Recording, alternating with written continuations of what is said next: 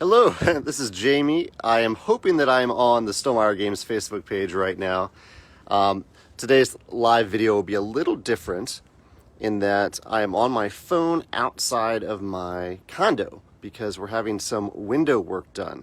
So normally I do these on my desktop computer, but today is a little different because I can't be inside right now and not wear a mask because we have a bunch of strangers in our house putting in windows.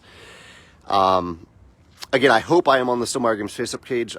If someone can comment to let me know if I'm on the page and that you can hear me and everything is okay, I will try to pull up comment. No, that's how I write a comment. I usually don't do this on my phone. Oh, there we go. I got a comment from George saying that it's working okay. And does if someone can confirm that I'm actually on the Stonemaier Games Facebook page and not just my personal page, that would be great too to know. Okay, awesome. Jockton confirmed that I am here. So yeah, I am right outside my condo right now. There are a bunch of people working inside the condo where I normally work from home. It's a little chilly here in St. Louis, so I'll see how long I can make it out here. Joe, I think is Stonemaier Games, confirms that I am on the page. Mike says, am I on the roof? No, I'm on our patio here. We have a little patio outside of our condo. It's a little chilly here in St. Louis, but it's okay. Awesome. Okay, so thank you for joining me. Paul says, are you having a night on the tiles? I'm having a mid-afternoon, mid-morning on our patio here in St. Louis. And thank you all for joining me today for this live stream that's a little different. What do I actually don't have my normal list of topics either to cover, so feel free to ask any questions as normal. I can say that what did I do today in terms of Stonemaier so far? So I'm working inside. We had to move my desk away from the window where it normally is so that they can work on the windows. So my workspace is a little off today, but so far today there is an expansion that we're publishing, and I got the sample copy of the expansion today to see that everything looks okay and that it fits into the core game, and it does. So I'm really excited about that. So that's one Stonemaier thing that's happening. What else Stonemaier related is going on right now? Today is the day that I pay royalties to our designers. I pay monthly royalties to all of our designers based on our monthly revenue.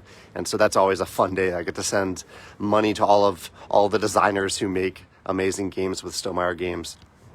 Except for me. I'm a designer for our company too, but I get paid a salary, not a design royalty for the games that I publish. I also got to play Dune Imperium yesterday for the first time.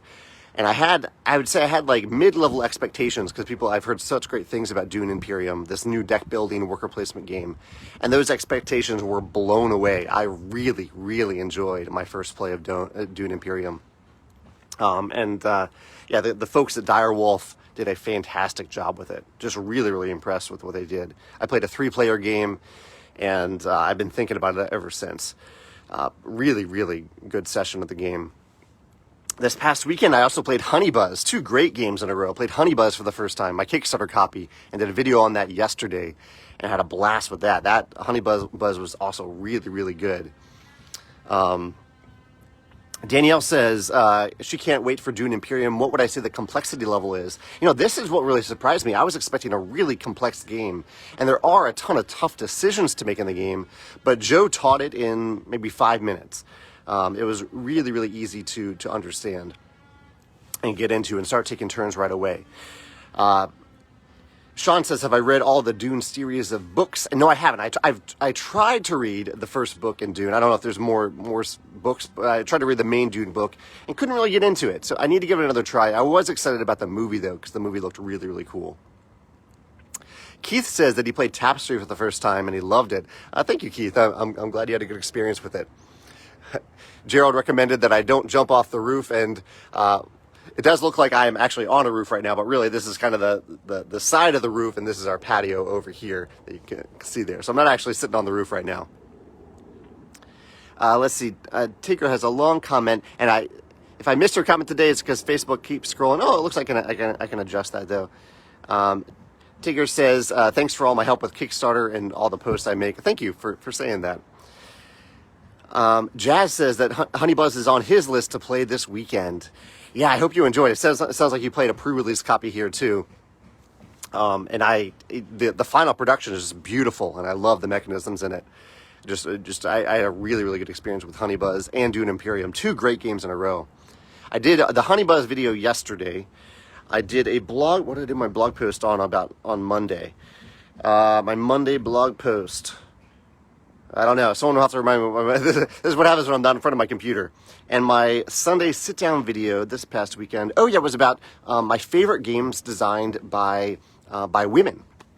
I decided to kind of, I think it's important in the game industry, in the game community, to elevate people who maybe are somewhat marginalized or underrepresented, especially female designers are underrepresented. And so I wanted to pick some of my favorite games designed by women. And it's a great list of games. If you're looking for games that you want to share with people you love, whether they're anyone that you play games with, or if you want to show maybe a young woman in your life, or any woman who's interested in becoming a game designer, interested in game design, maybe show them that list, because it is a list of highly acclaimed, wonderful games designed by women.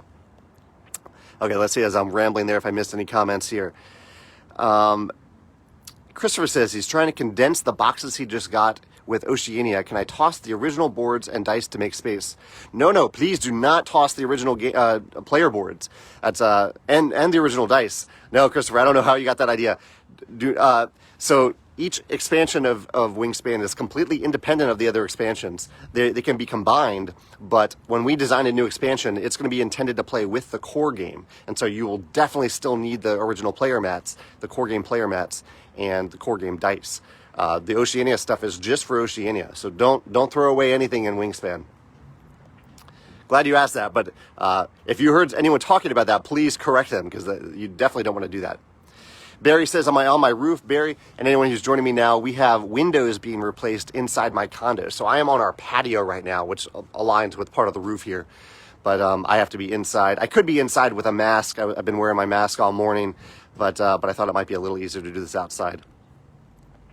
Jake, thank you, Jake. Jake says Monday was about the demographic survey that we recently released to all of our subscribers, our e-newsletter subscribers, where I asked a bunch of questions, and we revealed some of the interesting data from my perspective, such as how many campaign games have people been playing this year, where people have been buying games this year, things like that. So feel free to check out that blog post if you're interested in the demographic survey.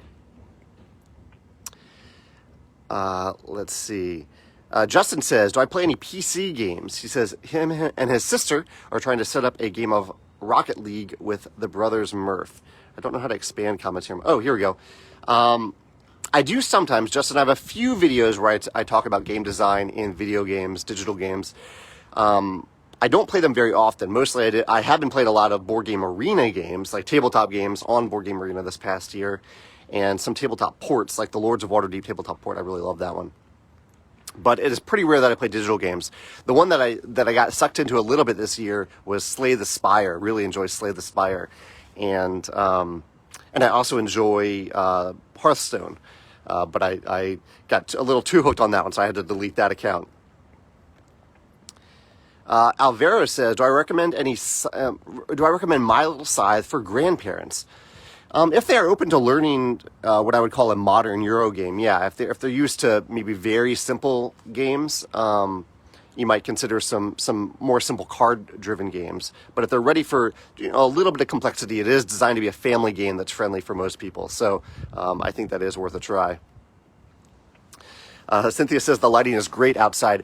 I'm going to walk around a little bit out here while I talk, because it is kind of cold, and so I need to stay a little warm while I'm out here. The sun's pretty bright right there. Let's see if I can get in a good spot where the sun is blocked. There we go. That's nice. Let's see. Carlos is here. Carlos says that he's been playing Charterstone and that he's been enjoying it. He says he wanted to ask you if I think that adding legacy systems into non-legacy or non-campaign games, ask you if you think that, for example, naming characters will be a trend in games in the future. I see. I think it is fun. Non-campaign games. I don't know. I think in some games it is fun to name your character. A game doesn't always need you to actually write down the character's name in the game for you to name the character. So I think it can be fun for a game to say, you need to name your character before you play.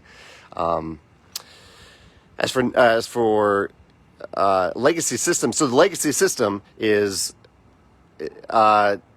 So a core element of legacy system is permanent changes. So that's what legacy means, making a permanent change in a game that can't be undone. So you can't really add a legacy system into a non-legacy game because that's like saying I don't know, that is the definition of legacy.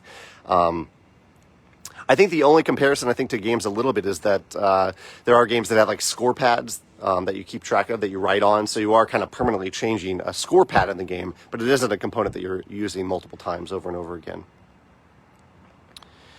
Zach says he and his wife are making our new top 10 to us games this year, and right now Pendulum is on the edge of making it, and we wanted to hear your pitch on why it shouldn't make it.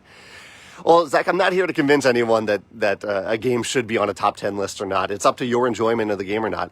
I really enjoy the flow of Pendulum, time optimization, time as a resource, and how the game, I don't know, when you get into the flow of Pendulum, it just feels really good to me. Every round, especially if you're playing the timed game, where it's just like stringing together these different actions that tie into one another. I really, really enjoy that flow. So if you enjoy that flow, and you can't think of another game this year that has that sort of flow, maybe consider it for your top 10. If that feels right to you, it's totally up to you. Tom says, have I seen the trailers for the video game Cyberpunk 2077? He says, it looks amazing, finally an open world game that isn't medieval. I have, yeah, I've been following that for a long time. I'm working on a tabletop open world game, and so I've studied a lot of video games that are open world.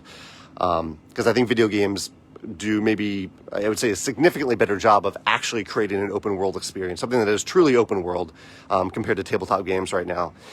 And Cyberpunk 2077 is the newest, or one of the new games that will be added to that genre.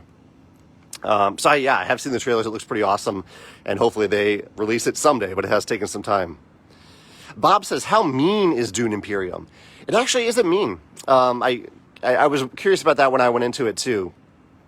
It does, there are limited worker placement spots, and so you can easily take something that someone else wants, but that's the same in any worker placement game, or most worker placement games. There is combat at the end of every round, but you can just choose not to participate in combat if you want. I don't know if that's a winning strategy, but you do have to kind of almost choose which combats do I want to participate in, which ones do I want to really go all out in, which do I want to just go in and try to get second place if you're playing a 3-player game or 4-player game. So I think I wouldn't say it's all that mean. It's kind of, yeah, I wouldn't say mean is the right word for it. There is some direct player interaction with that combat, but it's not. I wouldn't say it's mean. Tim says he's falling down the Uwe Rosenberg rabbit hole. It's a good rabbit hole to fall into. He says the only work that I have from him is what he did for the viticulture expansion, the More Visitors expansion. He says, what are my thoughts on Agricola versus Caverna? Also planning to check out New York Zoo. I would say my favorite Uwe Rosenberg right now is kind of between two, Patchwork and A Feast for Odin. I think they're kind of diametrically opposite games, but they're both great games. As for Agricola versus Caverna, I would probably go with Caverna. I think it is, I don't know, I really enjoy both of them, but I think Caverna is just a little more loose in terms of how you need to feed. It's not a game as much about feeding your workers as Agricola is. David says, have I kept up with ISS Vanguard by Awakened Realms? Do any of the mechanisms pique your interest? Yeah, I have. I watched a video the other day on, I think it was Quackalope's channel, or maybe Board Games Co. They sometimes work together, and they did a talk-through of the game, and it looks really cool. It looks very ambitious, but Awakened Realms is really good at taking those ambitious concepts and bringing them to reality in a great way. So I'm really curious about what they do with it, and I'm excited for them to use their new GameFound platform to launch a game for the first time. Let's see. Luke says, with Survivor now on Netflix and reaching a larger audience, I didn't know that. That's exciting that Survivor's on there. Would I consider designing or publishing a strategic Survivor board game, maybe with social influence as a currency? I don't know. Maybe. I think I would love for there to be a Survivor-themed game that's kind of in the social deduction realm, bluffing, social deduction, large group play, which isn't the typical type of game that Stonemaier Games publishes, but I do love Survivor so much, so I would be tempted. I don't necessarily know that it needs the IP though. Like I could design, or I could try to design a Survivor-themed game or Survivor-like game, and I don't think it really needs the IP. Like maybe it would bring it to a broader audience of people who might try it, but yeah, I know that's the tough thing about IP games. Sometimes the IP can really enhance the experience, and sometimes it's just not necessary. Like you don't need, if you want to design a dragon-themed game, you don't really need the Dungeons and Dragons IP to do so. Just design a cool dragon-themed game in a cool world. So I don't know if that's the case with Survivor, but I'm open to your thoughts about that. John says, have I played Pan Am? He says he had a great time with it. I have not played Pan Am yet. No, I haven't, John.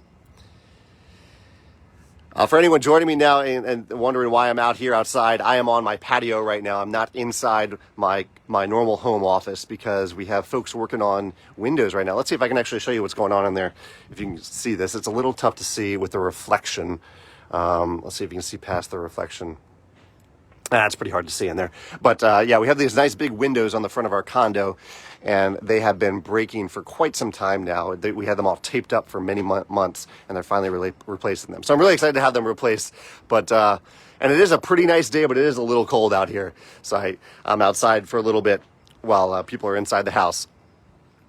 Chad says, have you noticed any really popular blank? I think you're missing a word there, Chad. Any popular games that came out this year? All I can think of is The Crew. Any others? Actually, the blank might be pretty important there, Chad, because there are lots of really popular games this year. But I'm not sure of... you're probably talking about a specific type of game. Let me know the missing word in there, Chad. Jad says he's also playing Dwellings of Eldervale and Whistle Mountain this weekend. Have I tried those? I haven't tried them yet. I've heard great things about both of them. And I'm very curious to try both of them, but I haven't played. So I'm curious to hear your thoughts, Jazz, on the Lobby of Hobbies channel on YouTube.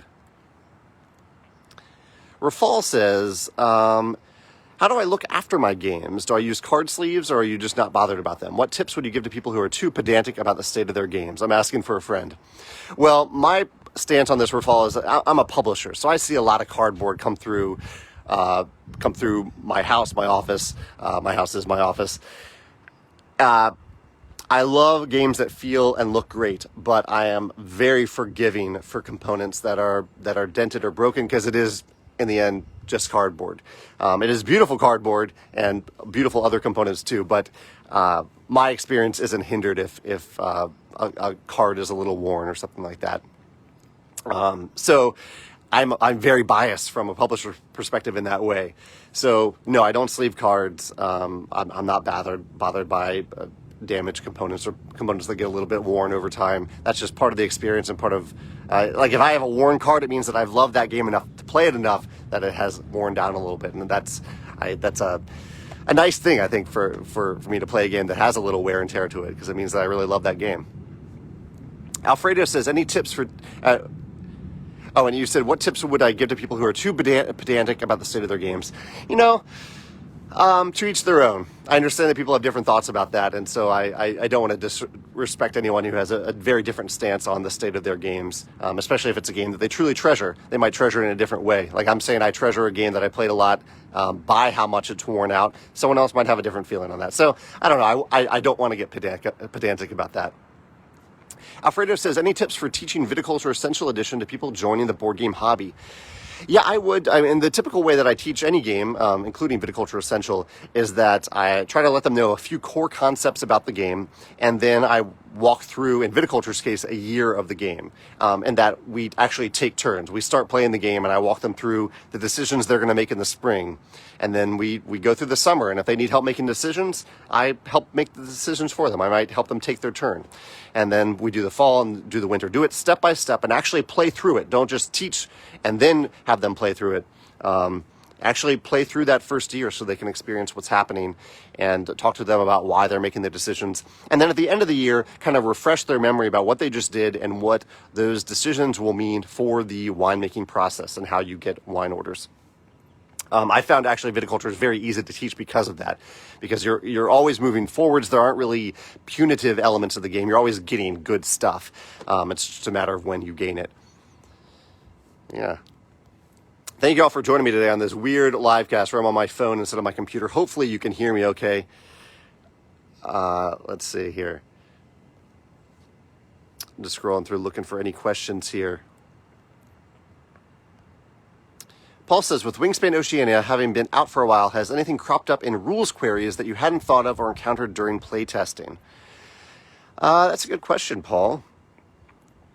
No, I think there may have been one little thing. I saw something that I was like, I'm surprised that's not in the appendix, but it was pretty small. So no, I can't think of anything offhand. Craig also asked if I've played Dwellings of Eldervale, and no, I haven't played that yet. Steven says, any plans for other Wingspan expansions? Yeah, the overall plan for Wingspan is to have one expansion per continent. So the continents we're missing are Africa, Asia, South America, and Antarctica. So we're hoping to have one expansion for each of those continents in the long run. Kyle says, what are some current games that you really want to dig into for the purpose of study? Maybe it's the mechanisms you want to explore and think about embracing, expanding, altering. Well, I do this for every game I play, Kyle. Every game I play is a game that I was excited to play for those reasons. I would say the one game of 2020 that I really want to play, and it's looking like I won't be able to play it in time because I can't get a copy, is The Lost Ruins of Arnak.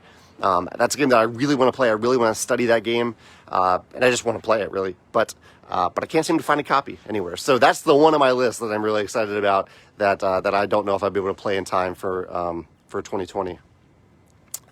That's the weirdest thing to say, that I'm planning ahead for a top 10 list of 2020, but I'm perfectly happy to play that game in 2021 too. There's no real urgency there. Allison Burrell points out that she's pretty protective of when it comes to games in terms of food and liquid. And yeah, I mean, that I can definitely relate to that. While it is just cardboard, you can't really use cardboard if it's soaked with water or liquid. So I have a gaming table that has little cup holders around the edges, and sometimes I have to remind players to put their cup in the cup holder, but they're pretty good about it. Rafal says, how did I enjoy the new Chronicles of Prime 1400? How did I think it compared to the previous ones? I really enjoyed it. Megan and I played the tutorial and played one of the scenarios 2 weekends ago, and we both had a really good experience with it. It's so easy to learn, so easy to just jump into a game and play this. If you're not familiar with Chronicles of Prime, it's a game where you are using your phone to scan different cards, and you might go to a specific character, and you scan that character, and then you scan another item that you found while talking to that character because they're asking that character about that card, and the app will say what that character tells you about it.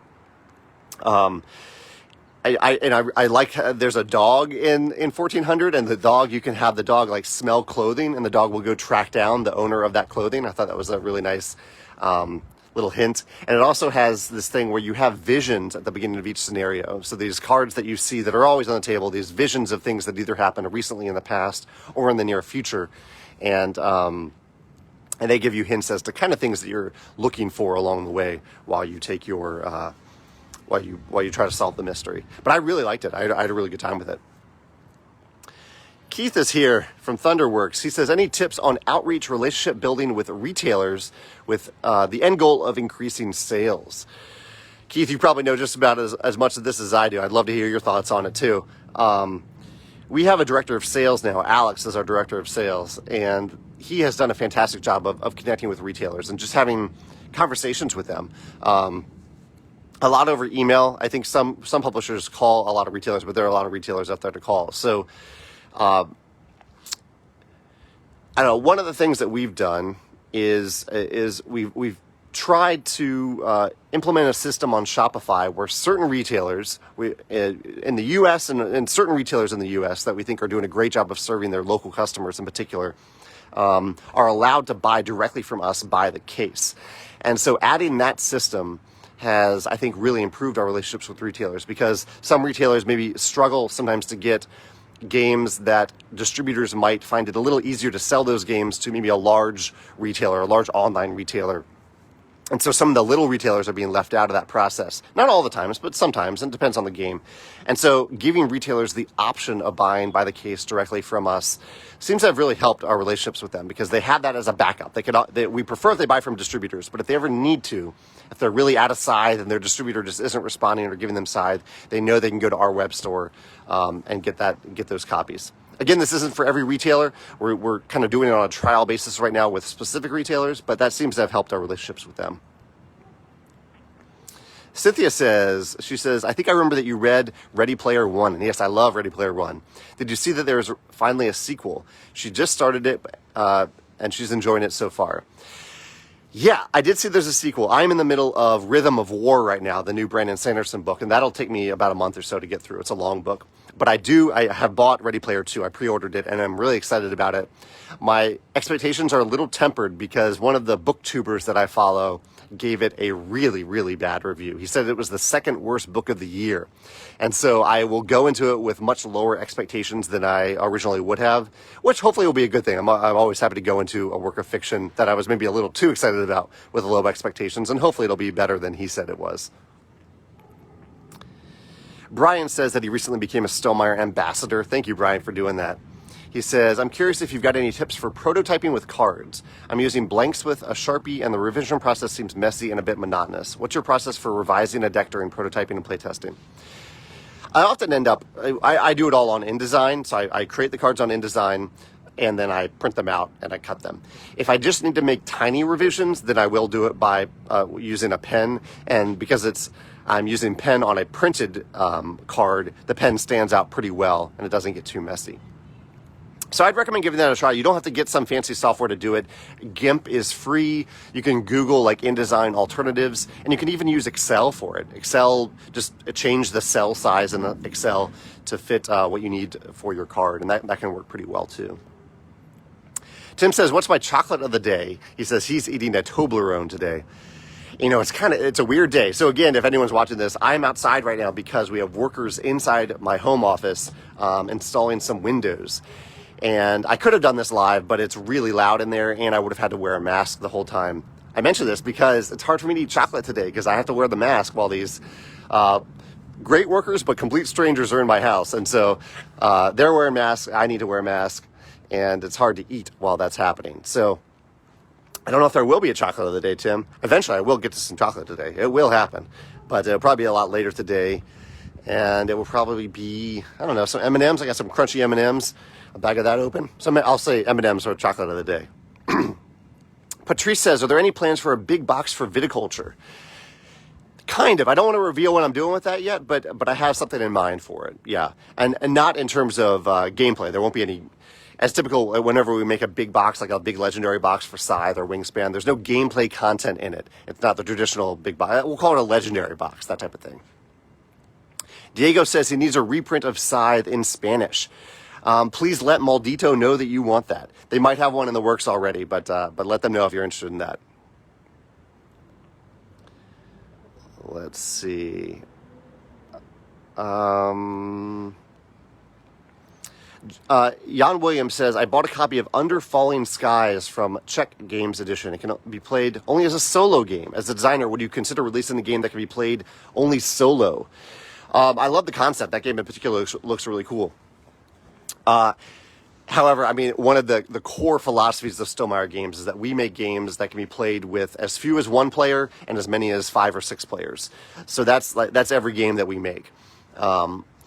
So I don't think we're going to vary from that because I want our games to scale to those various player counts. Let's see here.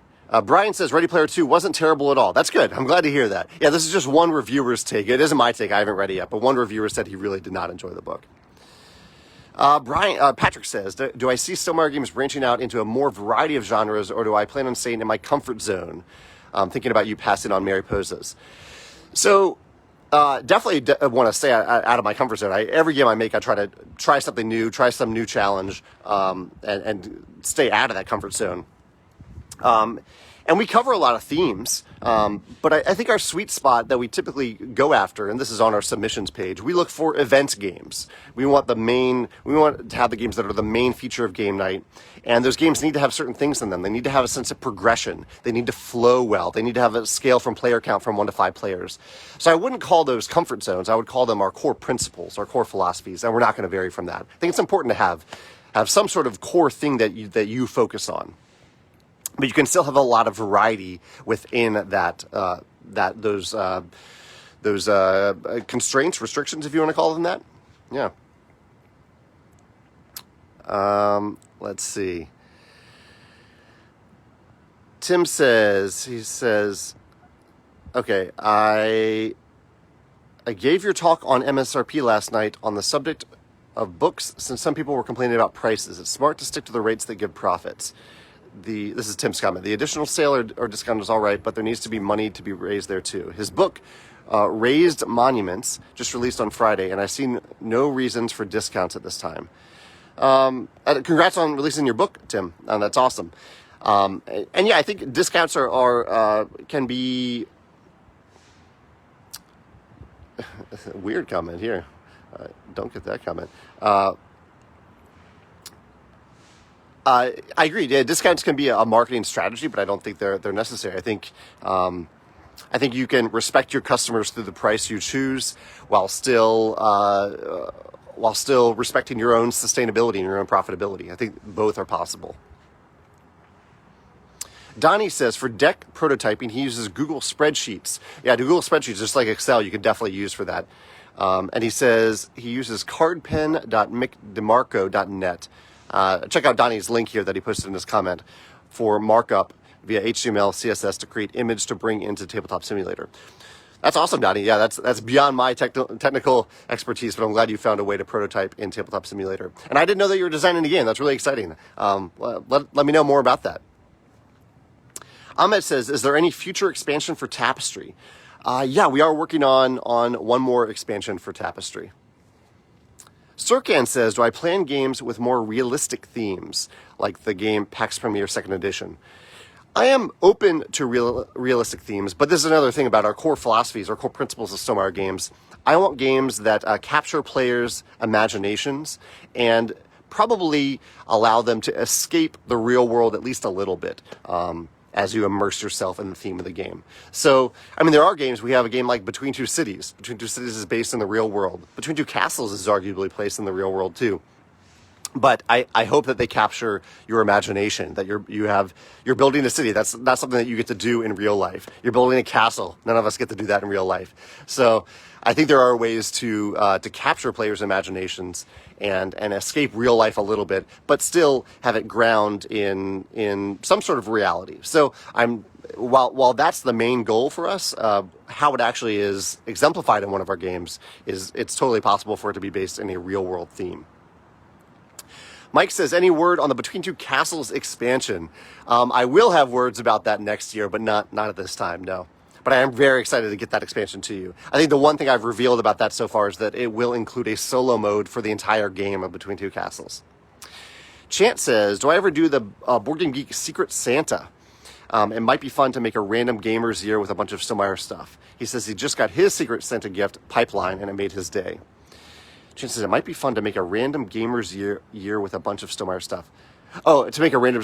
no, I don't do Secret Santa, but you're right, it would be fun to make someone's year if... I don't know how to do that, Chance, if it has to be a two-way exchange, but I would love to surprise someone with some Stonemaier stuff, if that would be special for them. So if you have something in mind there, let me know. Happy to help out with it. Alex says, is it possible to tell us more about the next Tapestry expansion? It is possible, but I'm not going to at this point. But hopefully much later in 2021, when it is ready, I will talk about it.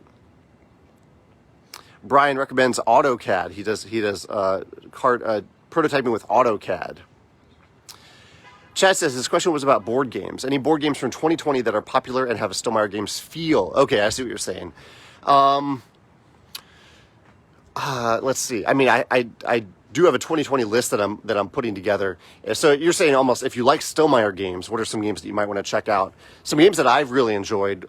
Recently I mentioned Honey Buzz and Dune Imperium. Really enjoyed those games. Earlier in the year, I really enjoyed Azul Summer Pavilion. I still enjoy it, but that was one that I discovered earlier this year. And also recently, Tidal Blades. Really enjoyed Tidal Blades. Thought that was awesome. Beyond the Sun is going to be on that list, I think, too. I really enjoyed my play of Beyond the Sun. It's actually, despite it being a very weird year in many different ways, I think it's been a really good year for games. I played some really good new releases this year, and it's going to be hard to narrow them down to just 10. I will have my top 10 list come out right at the end of the year or right at the beginning of 2021, because I want to count any game that I play for the first time in 2020 as part of that list. Jan Williams says, what Stonemaier release for 2021 do I feel the most excited about? Generally, I'm the most excited about the next one, so the next thing to come out. So our first release in 2021 will be well, actually, I don't know if I can say, because they're two things that are kind of on similar schedules, and they're very different products. So I don't know if I can say which one yet. But yeah, there are two things coming out very early in 2021 that I'm really excited about. John says, am I completely done with the Scythe IP, or are there any plans for additional Scythe content? He loves that universe. I am completely done with the tabletop games that is called Scythe. However, I am open to designing a new world, a new game, a completely new game in the Scythe world. I am open to that, and potentially pretty excited about that possibility. Ahmed says that his wife loves Scythe. She says Scythe, and she loves Scythe so much to the point that she didn't talk to me for a month after winning the Rise of Fenris campaign. Why wouldn't she talk to you after that? Oh, after you won the Rise of Fenris campaign? Is that why she wasn't talking to you?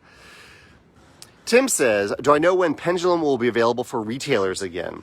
He says he has it already, but I got into a conversation with the owner of Friendly Little Game Store about Stonemaier games. He didn't know about Pendulum or the Tapestry expansion. I believe her order for plans she ordered Plans Employees, but Pendulum was sold out.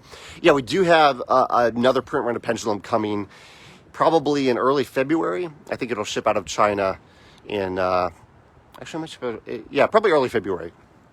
And for any retailer, we have a retailer e-newsletter. So any retailer can subscribe to it, and any retailer can read it. And that has all this information about this kind of stuff. So if your retailer doesn't know stuff like that, please encourage them to subscribe to our retailer e-newsletter so that they can have that information. We put it out there every month so retailers can stay informed, but it does require them to actually subscribe and actually read it to stay informed.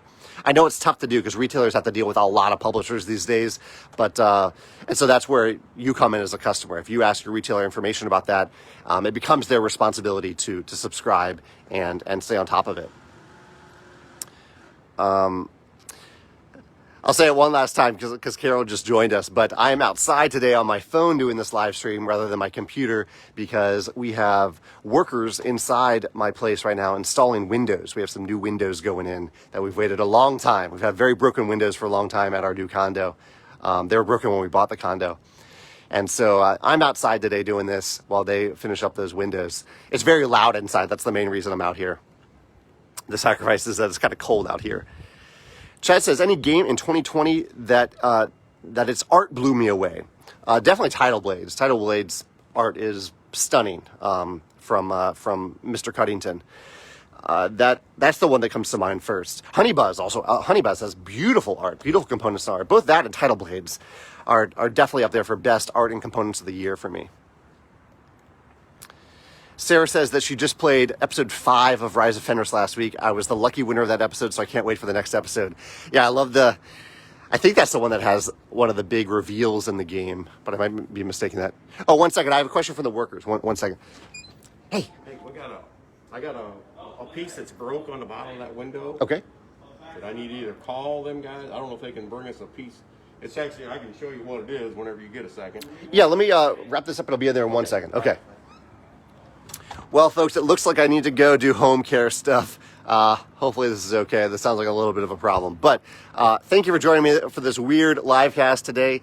And I'll be back next week on my computer with our new Windows installed. Take care. Have a great week. And I will see you later. Bye.